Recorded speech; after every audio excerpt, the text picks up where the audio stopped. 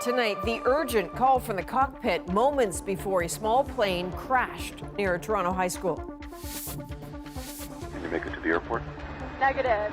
Witnesses describe the aircraft coming down just steps from a busy soccer field. That's way too low. And then, seconds later, we heard the crash. What we know about what led to the crash. Chrystia Freeland quits cabinet again. It's a great day. Why she says she is leaving federal politics now and what's next. And he was Hollywood's leading man. I don't know when I'll be back. Remembering Robert Redford and a career watched by generations. From CBC News, this is The National with Chief Correspondent Adrienne Arsenault. Thanks for joining us. Well, it is a wild sight. And tonight we're hearing from inside the cockpit of that plane just behind me just how close this crash in a busy Toronto neighborhood came to being so much worse. The plane came down in a parking lot next to a school last night, right beside a field full of soccer players and not far from train tracks. Incredibly, no one was injured. Audio from air traffic control traces the pilot's hunt for a safe spot to touch down. That no one was killed, well, some are calling that a miracle. Lisa Shing takes us into the dramatic descent and what followed. Part by part, the Piper Cherokee dismantled after a crash landing in a Toronto neighborhood. The tense moments leading up to it revealed through air traffic control audio. City Center. I think I might have an engine failure. X-ray Golf Charlie, can you make it to the airport? Negative. Okay, Tower, I'm not exactly seeing anywhere to land here. X-ray Golf Charlie, can you make it, maybe find a highway or a street that doesn't seem very busy or a park or something? I am looking. I'm landing at a soccer field. There are people though. Okay, can you just maybe find a gap with no people? Can you move back? Incredibly, she did. No one on the ground was injured, nor were the pilot and two passengers. We were confused at first because it was like, that's way too low. And then, seconds later, we heard the crash. On Monday night, a group of kids was playing soccer on this field just steps away. Other people were on the nearby pickleball court. The plane just came above the tree lines. It was like no higher than these trees behind us. And then it just kind of disappeared.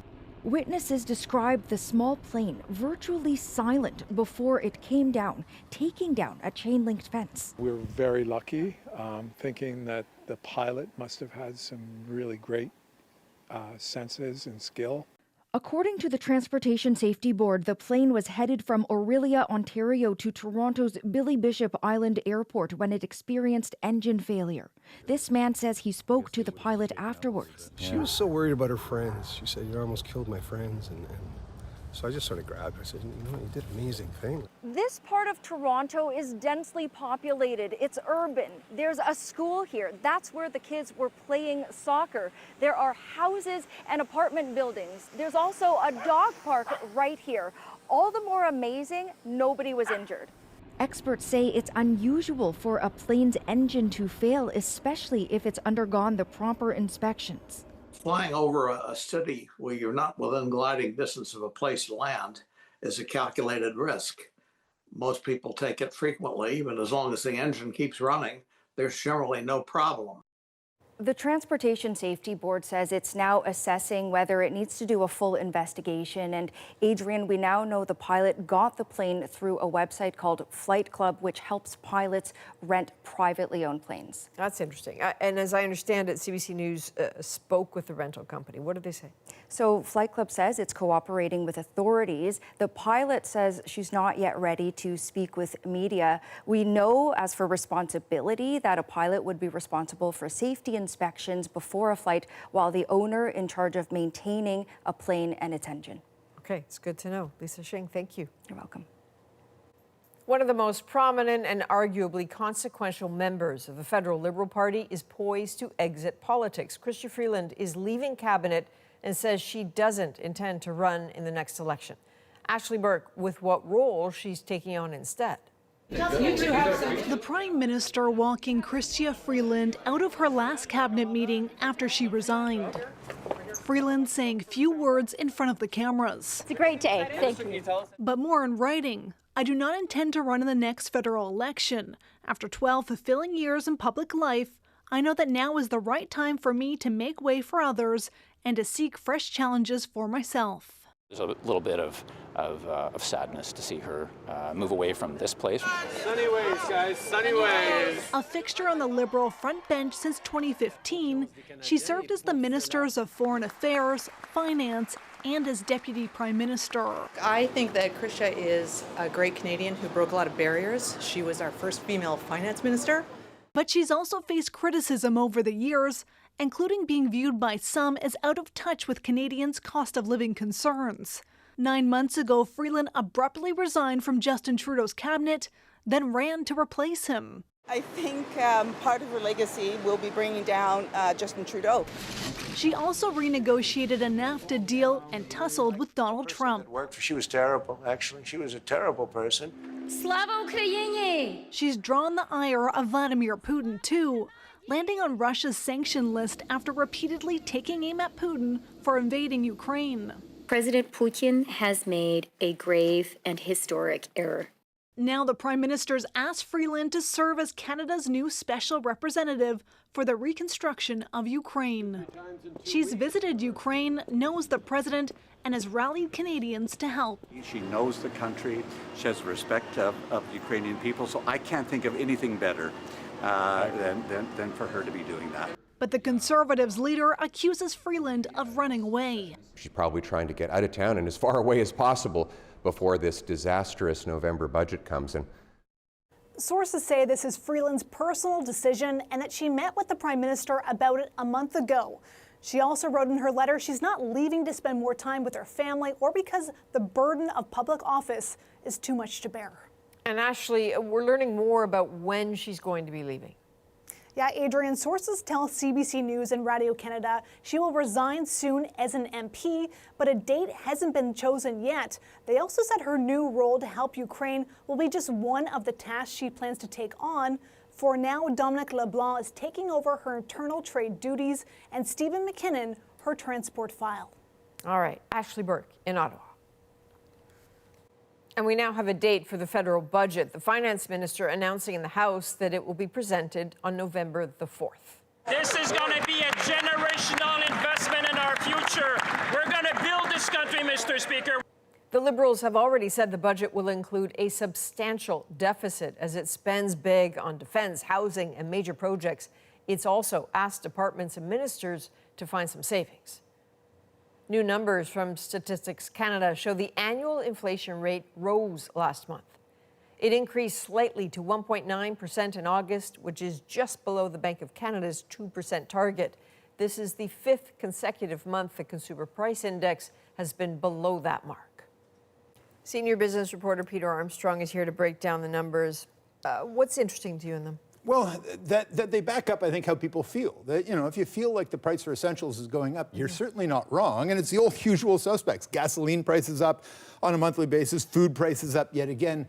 But the whole point of the Consumer Price Index is to kind of zoom through that and get the bigger picture of what's really happening under the hood. And what we see is that inflation is largely holding steady at about the rate economists and the Bank of Canada want to see. I mean, you and I worry about our grocery prices. The Bank of Canada has to think about trends and whether inflation is surging again, because if it is, that's going to make them think twice about cutting rates, even if the Bank of Canada, if they assume the economy needs it. Mm-hmm. Well, we know that the Bank of Canada is going to announce its interest rate decision Wednesday. So how does this factor into that call? I think the emerging consensus is that these numbers give the central bank a green light to start cutting again because the central bank's worried about the state of the economy. We're losing jobs, economic growth is weak, confidence is low, so it'll see that rate go from 2.75%, presumably to 2.5%, to just give some support around the economy and give some cushion to consumers and to businesses. But I think the bigger question is, what then? Will we see another rate cut later in the year, potentially 2 rate cuts later in the year as the trade war continues to drag on and continues to bite deeper into the Canadian economy? Okay, Peter Armstrong, thank you. You bet.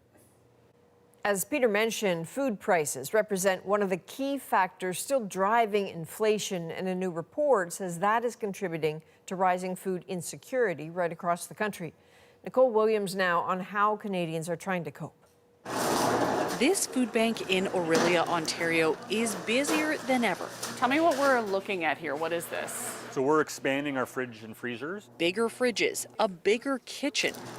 But bigger isn't better. So we're supporting around 1,700 individuals per month about 2 years ago. We're now supporting about 2,500 individuals per month. So it's definitely going up. We don't want to grow. The city is one of the latest in Ontario, being pushed to the brink by declaring a food insecurity emergency, stating nearly a third of households in the region are struggling to afford groceries. Food banks are great, but they're not, because they are an indication of something that is fundamentally wrong in our society. So we're seeing this affect every community from coast to coast to coast. In its annual poverty report card, Food Banks Canada has given this country a D. It highlights recent data from Statistics Canada that shows a 40% increase in poverty and food insecurity in the last 2 years, with a quarter of all households in Canada struggling to afford food. A lot of people with jobs are now having to stop at the food bank on the way home from work instead of the grocery store because that's just out of reach. It points to rising youth unemployment and a lack of affordable housing as some of the factors. Personally, I can see nothing on the horizon that suggests that it's going to get better. The Liberal government defending the work it's done to make life more affordable. And the first measure that we implemented was to reduce taxes for 22 million Canadians. But Food Banks Canada says more needs to be done to combat food insecurity, including more funding for social supports and updating benefit programs for low-income Canadians. Nicole Williams, CBC News, Orillia, Ontario. Classes at Atlantic Canada's largest university could soon resume now that Dalhousie and the Faculty Association have reached a tentative agreement. A lockout and strike canceled most classes at the start of the fall semester. The university says if the tentative agreement is ratified, professors, instructors, librarians, and counselors will return to work on Thursday, and classes will resume on September 23rd. Well, the mother who abandoned her toddler along an Ontario highway this summer will remain detained at a psychiatric facility for now. Her case will be reviewed again in 90 days. She was found not criminally responsible for her crimes due to mental illness. Today, she is not free. She will be detained at Pinel, and she will need to prove that she understands her mental illness, she took care of it. The woman told police during interrogation that she thought her daughter was possessed. The 3-year-old's disappearance sparked a frantic search in June. She was found after 3 days, dehydrated but alive. And prosecutors in Utah are seeking the death penalty for the 22-year-old accused of killing Charlie Kirk. Katie Simpson now with the new charges he faces and the new evidence from prosecutors, including text messages and a hidden note. Good afternoon. Beamed in from a county jail, wearing a self-harm prevention smock, the man accused of killing Charlie Kirk is formally charged. Could you state your name? Tyler James Robinson. 7 counts in total, including aggravated murder, obstruction of justice, and witness tampering. Notice conviction of this offense may carry the death penalty. Authorities say Kirk was targeted because of his politics. Citing texts Tyler Robinson allegedly sent after the shooting, including a message to his roommate to look for a note he hid by a computer. The roommate looked under the keyboard and found a note that stated, quote, "I had the opportunity to take out Charlie Kirk, and I'm going to take it." Court documents allege the roommate texted back, "You weren't the one who did it, right?" "I am. I'm sorry," Robinson replied. "Why?" asks the roommate. "I had enough of his hatred. Some hate can't be negotiated out." Kirk was a leader in the MAGA movement and staunchly opposed to transgender rights.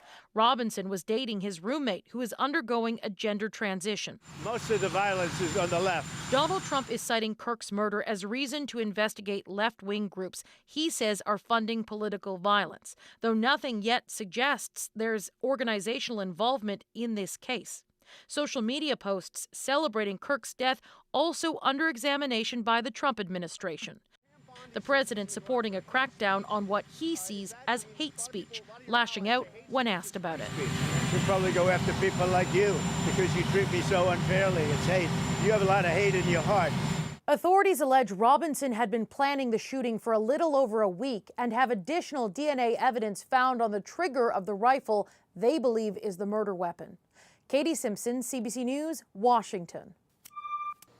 Donald Trump made those comments before taking off for London, where he arrived tonight. It's part of a two-day state visit, and it's not without controversy.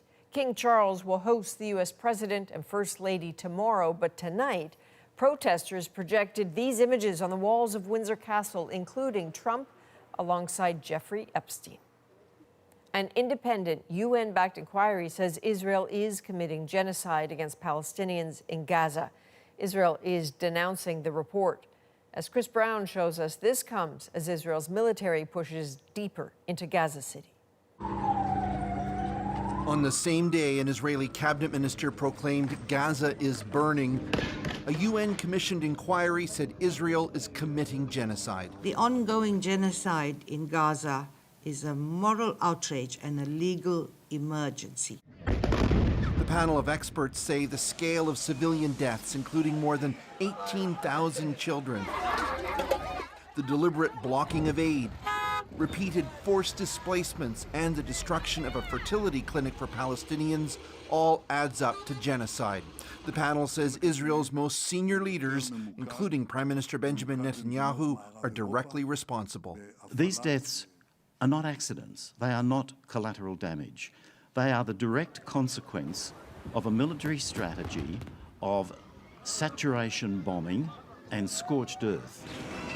Israeli officials dispute Gaza's death toll and the figures from the Hamas-run health ministry. They also did not participate in the inquiry and condemn the findings. The report relies entirely on Hamas falsehoods, laundered and repeated by others. In Tel Aviv, other Israelis also rejected the conclusions. Nobody's trying to get rid of the Palestinians. We're actively trying to get rid of Hamas, which are only doing worse to the Palestinians.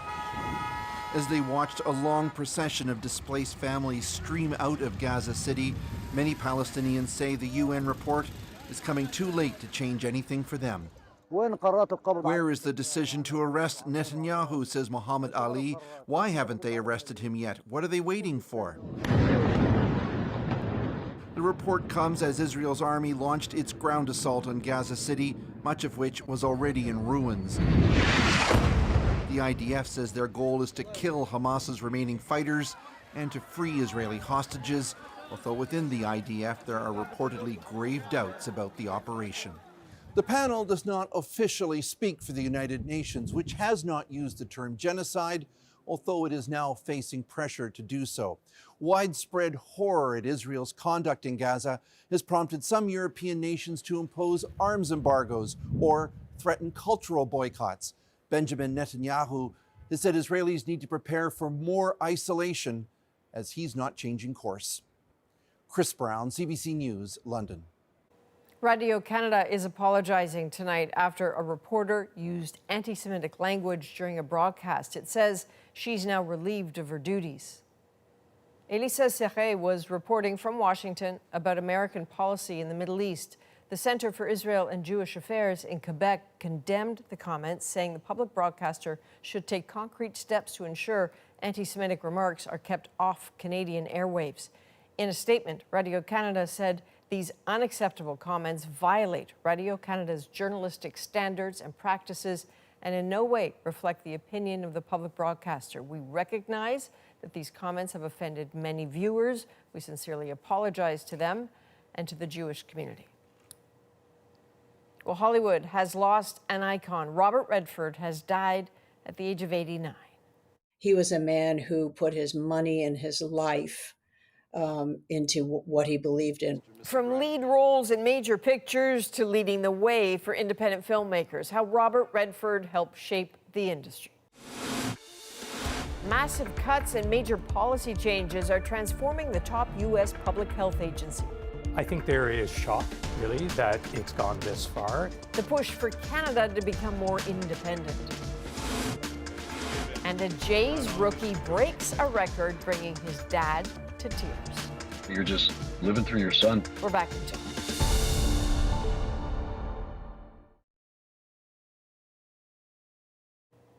Hollywood is mourning one of its biggest stars tonight. Robert Redford died today at his home in Utah. Magda Gabrisalasa looks at his remarkable life and career and shows us why he's being remembered as a legend. Look, I don't know when I'll be back. He was a classic Hollywood heartthrob. You finally noticed! A seasoned actor, producer, director, and activist. Robert Redford first made it big with 1969's Butch Cassidy and the Sundance Kid. I can't swim! He dived into political films like All the President's Men, about the Watergate scandal that led to U.S. President Richard Nixon's resignation. Broke hearts with The Way We Were and charmed his way in Indecent Proposal. Would you mind lending me your wife? So many of his movies, he played somebody who was sort of an outsider looking in, but with the stunning good looks that he could fit in. But fame wasn't always written in the stars.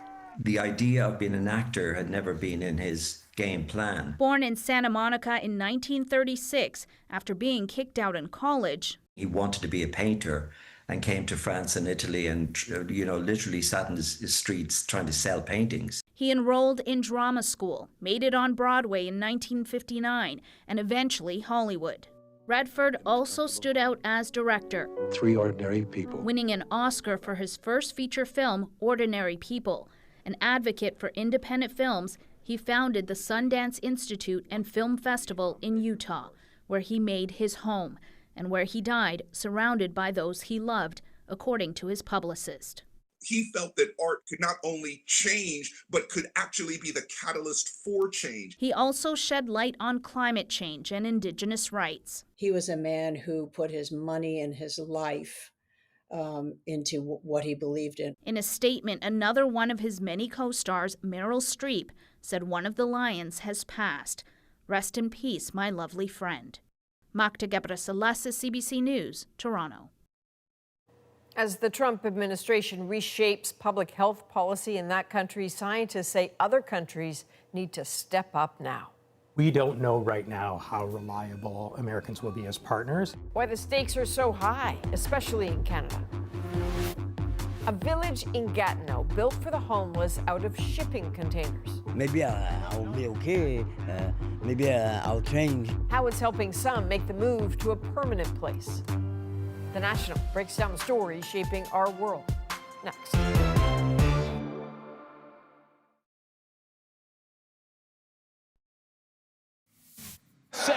This is round 6, the throw of honour.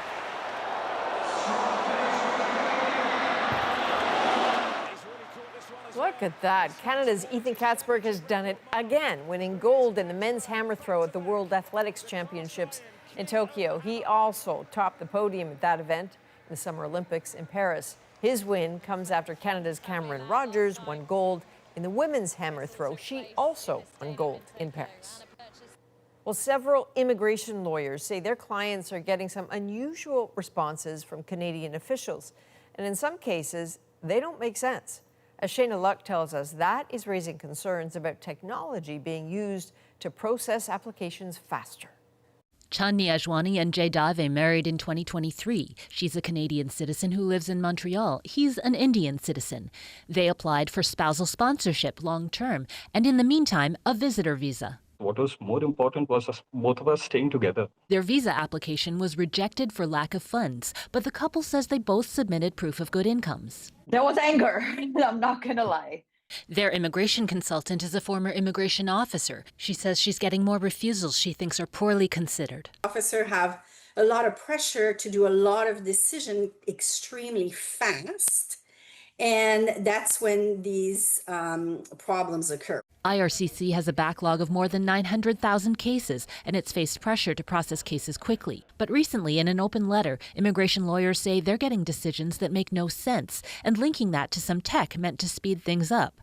IRCC acknowledged it is using technology to help, but said in a statement, no final decisions are made by artificial intelligence, and our tools do not refuse or recommend refusing applications.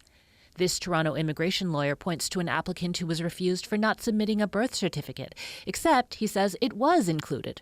It does not instill the confidence we need in an immigration system to foster a belief that we are processing applicants in a fair and transparent manner. This Vancouver immigration lawyer is concerned by one particular tool developed to allow officers to examine, approve, or refuse multiple cases at the same time. I think that this bulk and blanket treatment of individuals definitely has had a negative impact on the system. IRCC says decisions are made by highly trained officers who assess each application.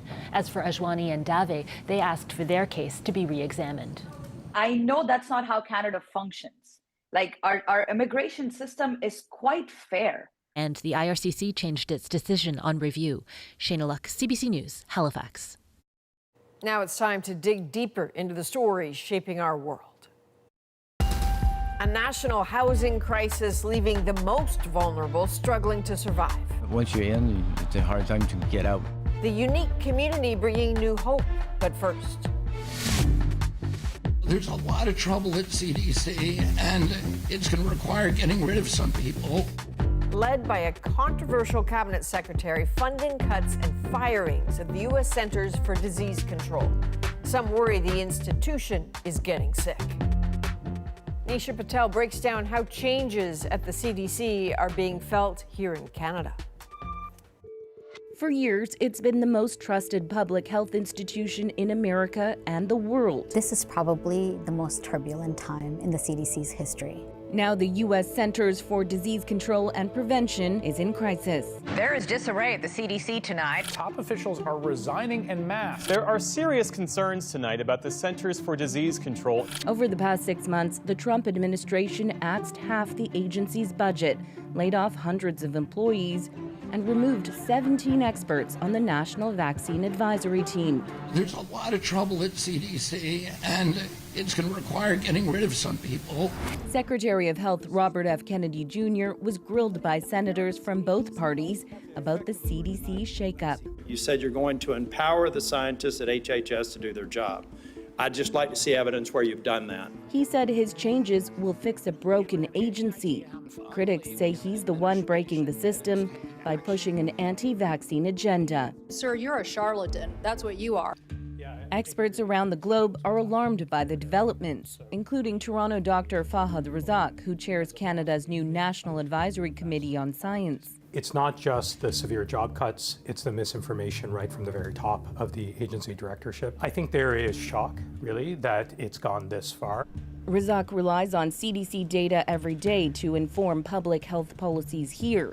But with less funding and manpower, we don't know right now how reliable Americans will be as partners. The hollowing out of the centralized capacity of the CDC is something that we don't have an immediate replacement for. So what is at stake for Canada? I think this represents a new kind of threat that we need to grapple with as Canadians. So do you believe in science? Do you believe in data? Do you believe in things like public health and preventative medicine? Those questions, too, are front and center for CDC leadership. Even new staffers who Kennedy handpicked don't last if they don't fall in line. I think vaccines save lives. Susan Menares was sworn in as CDC director in July. She says she was fired in August after refusing to rubber stamp revised vaccine recommendations. She pushed back in a national newspaper, writing, "If discarding evidence for ideology becomes the norm, why should parents, physicians, or the public trust the CDC's guidance?" Still, the White House defended the firing and threatened more. So if people are not aligned with the president's vision and the secretary's vision to make our country healthy again, then we will gladly show them the door. After Menares was dismissed, other directors resigned in protest. The CDC's chief medical officer and top officials in charge of immunization, emerging disease, and public health data. CDC was a known entity that could be trusted. That has now been called into question.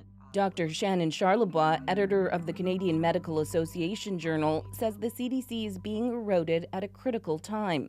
Vaccine skepticism across North America is spreading, and cases of preventable diseases like measles are surging. Our entire country is permeable to any disease threats that emerge in the U.S. that go undetected and thus uncontrolled for any period of time. Florida, a prime destination for Canadian travelers, is even doing away with laws that require children to be vaccinated, a move some public health officials say will lead to higher infections.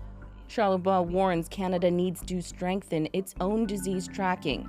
She's calling for a national vaccine registry to monitor who is most at risk. We need to step up our own game and continue to closely monitor and pick apart that data. Without detecting outbreaks earlier and containing them, we could have catastrophes happen that outstrip the damages caused by the COVID pandemic. How urgent is this issue? This is urgent. We've already had infants die of measles. We are losing lives because of this. After decades of taking scientific guidance from America, Canada must now rely on itself and find new partners in the future. And Susan Menares is set to appear Wednesday at a Senate committee. She is expected to give testimony about Robert F. Kennedy Jr.'s leadership and the impact he's had on the center's health guidance. Now, an update on another health story we've previously shared with you about a Halifax woman living with a chronic disease. After years of legal maneuvering, she has finally received the out-of-country medical treatment she's been fighting for. To get through all of the turmoil that it took to get here was really difficult because it felt for so long like it wasn't going to happen. So now being at this point, it's still, there's a part that still feels surreal. The whole thing feels surreal. Thank you. For Jennifer Brady, this marks the turning point in a 6-year fight for her life. She's headed to New Jersey for surgery paid for by the Nova Scotia government, something health officials tried to prevent and even fought in court. It's been a constant battle to get here that just felt like there was constantly new hoops to jump through. We've been following Brady for the last year. She has lymphedema, a chronic disease that causes extreme fluid buildup. Commonly, it's as a result of breast cancer surgery or gynecological cancer surgery, which is what happened in my case. So I had cervical cancer. I was diagnosed in late 2018. And then in May of 2019, I had what's called a radical hysterectomy. So they remove your cervix to rid you of the cancer. But as part of that, just like they do with breast cancer surgery, they remove lymph nodes. When Brady's lymph nodes were removed, it messed up her lymphatic system and caused major swelling in her legs. To manage it, she's been wearing high-grade compression stockings and spending up to 6 hours a day in this inflatable suit, not able to move. The whole time, her mental health slowly eroding. There's more on this. You can catch the full story of Jennifer Brady's life-altering cross-border treatment tomorrow, right here in The National. Well, still to come, a national housing crisis has so many living on the margins. You get robbed every day, every night, no security. But in Quebec, a new community and new hope in a unique project, a collection of shipping containers for those without homes. That's next.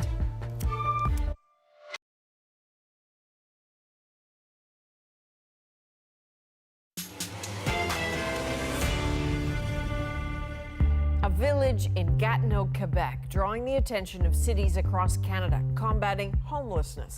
I mean, you're in your own home. Its unique approach using containers to attack the housing crisis. You know, they have a safer space now.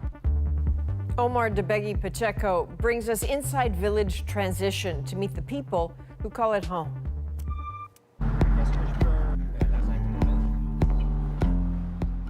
I have friends around, and we're all watching each other. I mean, you're in your own home. We're a big family here in the tents. Like it's kind of hard to get out of here too. Once you're in, it's a hard time to get out. Tent cities, housing on the margins. Every community seems to have one. No one seems to have a fix. But here in Gatineau, they're trying something completely different. My producer Ryan and I have been covering homelessness and addiction in communities across Ontario. Different places, same problems. A lot of it centers around housing and support, but guys like Jean-François Bourgogne will be the first to tell you you cannot just give someone an apartment and hope for the best. I was in an apartment for 2 years, and I had to go to my apartment to come back here. Why? Because I was missing the place and my friends, my family here. JF tells me his story. He remembers being a little kid, being put into foster care, on and off the streets ever since then. And when he finally got an apartment, the isolation of living alone, it led him right back here. Over there, you're stuck between four walls with no friends, nobody. Yeah, so I came back here. You chose to come back on the streets because of the community you had here on the streets. Yeah. And so this is home. It's a home that he shares with his family of dogs. Right next to JF's tent city, people have set up permanent RVs. And right next to that, Village Transition opened up last December, a container community with one basic rule: no visitors. They made an exception for us, and that was to give us a sense of how it all works and why they say it's a game changer. If people cannot dream and think about the future, they cannot heal. You know, you just have your welfare check, you go on drugs, and you just wait the time pass because you don't have any dream, you know. Everyone here gets a place to call their own. They can come and go as they please, but no one else gets in. Just a community of residents, nurses, and outreach workers. We want them to feel a part of this. It's going to cost about $22 million over 10 years. It's a collaboration between the city, the province, and developer DevCorp, and that's to convert 85 containers into a village of 100 housing units, and everyone here pays rent. So everybody's got their own electronic key fob? Yes. That gets them inside? Yeah, so they've got their own TV, and as you can see, it's all metal, so we don't have any problem with bed bugs and stuff like that. It's easy to clean, and here they have their own closet. They don't take care of their stuff, they're gonna have to refund. So there's a sense of responsibility. Yes, totally, because that's the way it works in an apartment. Is there a value to having people pay within their means for this space rather than get it free? Yeah, I think that if you want to make them ready to go in an apartment, it's hard to stay somewhere for 5 years without paying, and after that you have a rent to pay. And also, we want to be a kind of organization who's going to be able to be free of debt one day. You know, in 9 years, everything is going to be paid. Rent here is 25% of any social assistance you get, between $200 to $500 a month. It's not much, symbolic maybe, but it means everyone here is invested in the plan. You need to get involved in the project. You need to work on the project. You have to take care of your flowers, take care of your grass, make sure you don't break it. At least I'm not on the streets. That's Manon Desureau. She moved in about 4 months ago. She's a mom, a grandma, and she spent the last 14 years on the streets. You ever been homeless? I have not. No way. You from Canada? Yeah. You got a family too? And me too. I got 2 grown boys. It's his birthday today. But you feel safe here, and you didn't before? No, living in the woods is different. You were living in the woods? Yeah. Out by the creek, you run into all sorts of people, especially when you don't know anybody. So Nancy was saying that here people are feeling a sense of hope. Do you feel more hope here for your future? What's your goal being here? What's your next step? To get my own place. Get out of here. This is good for 5 years, but I don't want to be here for 5 years. What do you need to get beyond this? An apartment. I think we need apartment, but I think this place is in between. They need to learn how to take care of their own space. The people that run this place tell us their model can get people off the streets at a fraction of the cost. Here's the research they point to. It costs more than $70,000 a year for each person living on the streets. That's for things like shelters, first responders, and social programs. Here, that cost goes down to about $20,000 per person per year. Based on those numbers, they claim they'll save taxpayers more than $50 million over the next 10 years. You can see the difference, the feeling here, it's very calm, and you can see the difference. And even for those people, some of them use less drug than used before because they don't need to get stoned. You know, they have a safer space now. But change is not easy, especially when you've been on the streets as long as Desureau has. It's nice, but they got to get off our ass. They're counselors here. We pay our rent, but they don't leave us alone. Do this, do that, do this, do that. But those rules are what makes this place work. I know they don't like the fact that it's all fenced in like that, and that there's security guards everywhere. They don't like that, but they have to. because people were becoming animals for crying out loud. You know what I mean? It was crazy. It was free for all. And you know, people were getting beat up, getting hurt, getting raped. There are outreach workers and security on site all the time. They help to get supplies, to get to appointments, and to access care. But if you break the rules, you can lose it all. Happened to JF. After he left his previous apartment to move back here, he got a spot at Village Transition, but he got kicked out, and now he's back here where he tells me things are much more dangerous. You get robbed every day, every night, no security, like nothing. For guys like JF, getting used to the rules at Village Transition was too much. But it didn't work out for you. Why? Because the first rule sheet that we had, it was not saying that we're not allowed to smoke inside. Okay. And I smoked inside, so I had a warning. And second one, it was because of my cleaning. Well, I was in a tent for 4 years before that, so it's kind of hard to. It's kind of hard for being clean in 18 days, like they want. So they gave me another warning by paper. But it's home to you and your dogs. Yeah, for now it is. That place, the idea is a good solution, but it sounds like the rules are what you are really upset about. Yeah, you're not allowed to have visit, no family, no friends, no nothing from outside the containers.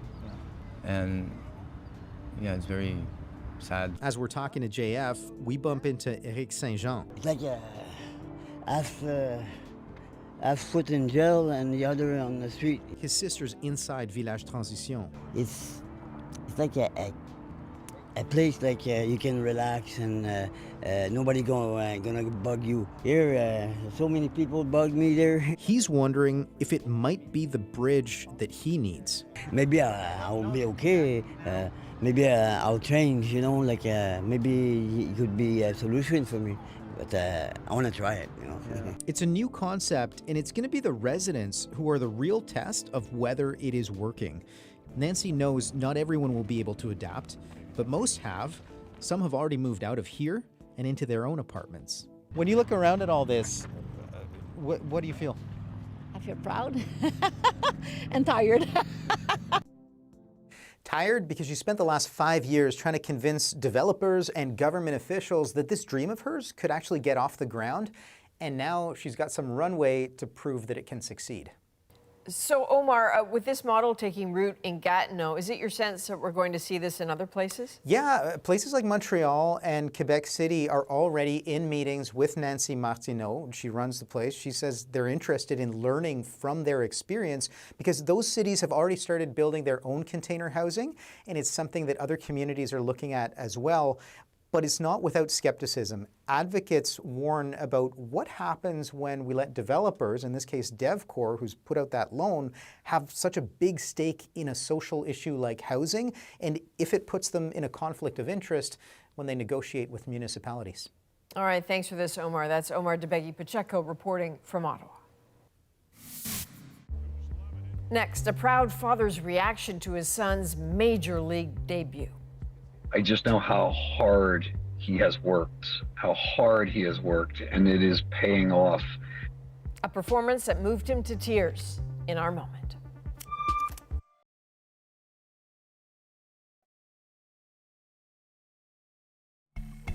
This is Trey Yesavage, surrounded by family right after a record-setting pitching performance with the Toronto Blue Jays. So what happened? Well, in that game, he struck out 9 batters. That's the most ever for a Jays pitcher making their debut. His dad was watching it all happen, and a dad's love and admiration for his son is our moment. Look at how excited his family is. A job well done and then some in his Major League debut. A lot of emotions just really swirl around in your head. It was his Major League debut as a right-handed pitcher for the Toronto Blue Jays. So they've changed some of the things about that. He just struck out the side. I just know how hard he has worked, and it is paying off. With 9 strikeouts he obviously the game, he definitely dominated, and you're just kind of living through your son, because that's got to be a lot of stress to We know when you stand out there on that mountain, all eyes are on you, and it's a true test of what you got. As he was walking off the fields, and folks were clapping, and you just take a breath, and man, I was so happy for him. This is a family, these are good criers, this family. Apparently they got very emotional as soon as they found out their son was going to play his first game. And Dave said he cannot even watch the video of himself crying because then he knows he will start crying again. From all of us at The National, thanks for being with us. I'm Adrienne Arsenault. Take care.